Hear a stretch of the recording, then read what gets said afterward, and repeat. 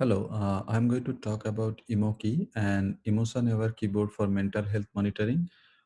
This is a joint work with the researchers from Indian Institute of Technology, Kharagpur and Georgia Southern University.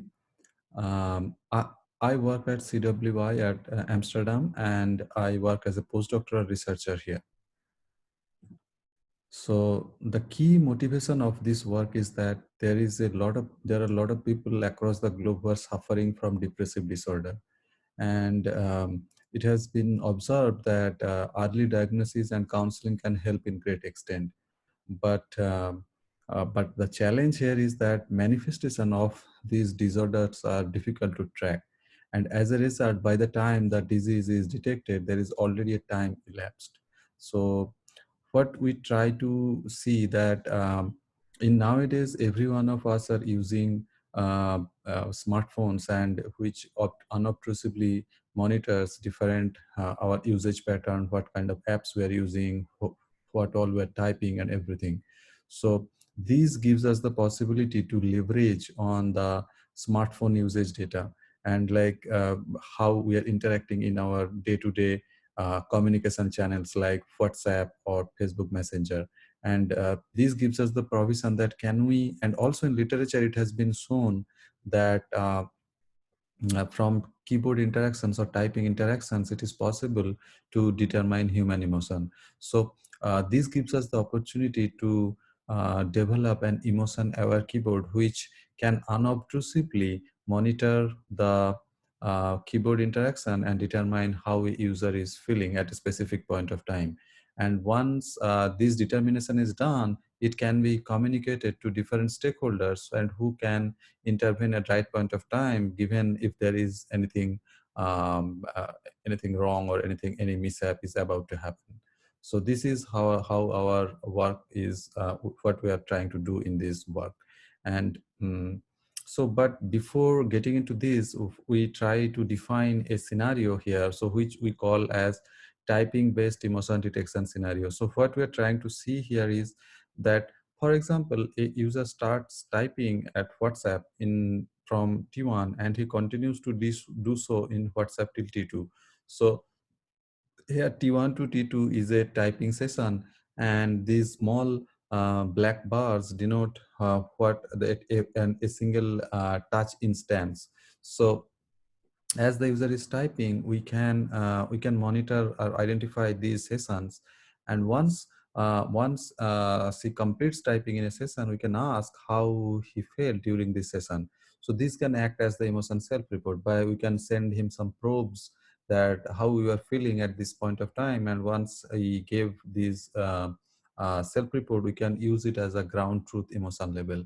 So now we can collect similarly different typing sessions, and we can extract some features from these typing sessions and combine those with the emotion self-reports to develop an emotion detection model. So this is how we implement uh, Emoki. So what we have done is that it's an Android-based application, and it's a keyboard. So we need to replace the standard Android keyboard because it does not allow you to see what the user is typing. So we of course also do not see what the user is typing, but we can see how fast the user is typing and how many mistakes he is making. So we can trace those kind of details from our custom keyboard. Of course, it is a QWERT keyboard, so that the typing experience is not hampered, that the one user is used to using the Google keyboard. So this is the keyboard that we have, and once the user completes typing in a session, we ask him how he is feeling. So this is basically the emotion self-report, and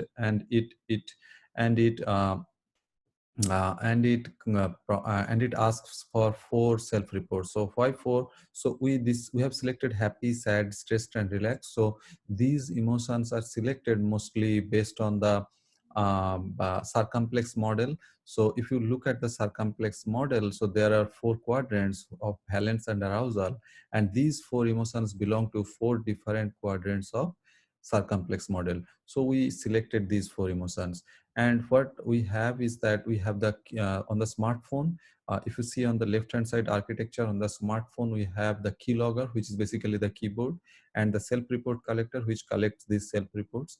And once the user types, these sessions are identified, and these key from these key log details, and we extract different features, and we also combine those features with the self reports and train a random forest based model, which which is used to determine how the user is feeling at a specific point of time.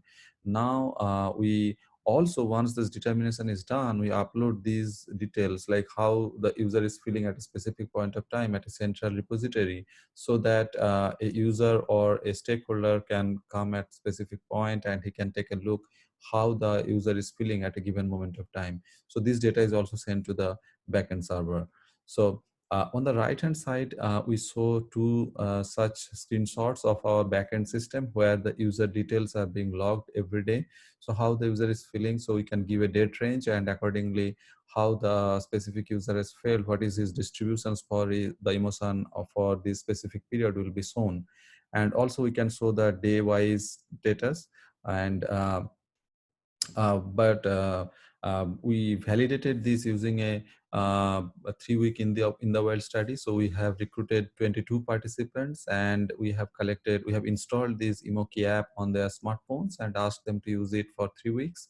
And we have collected approximately 600,000 of typing events, which is close to approximately 2,700 sessions. And we have seen that mostly many of the users have more than 100. So the average typing session is around 123.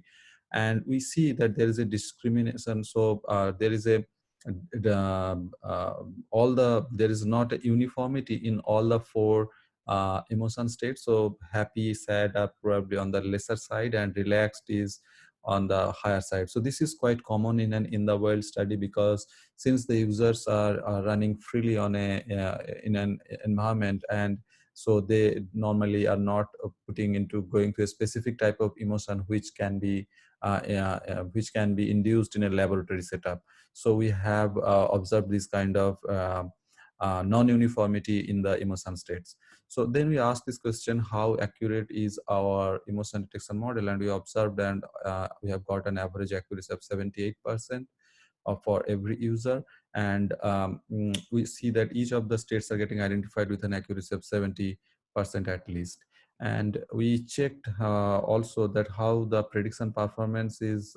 So what we have done is that we have done an 80-20 split of the data of every user, and we saw how the prediction is occurring for every user on this interface. Because here we are seeing, so this interface is used by the stakeholder, and we see that we get an average accuracy of 75%.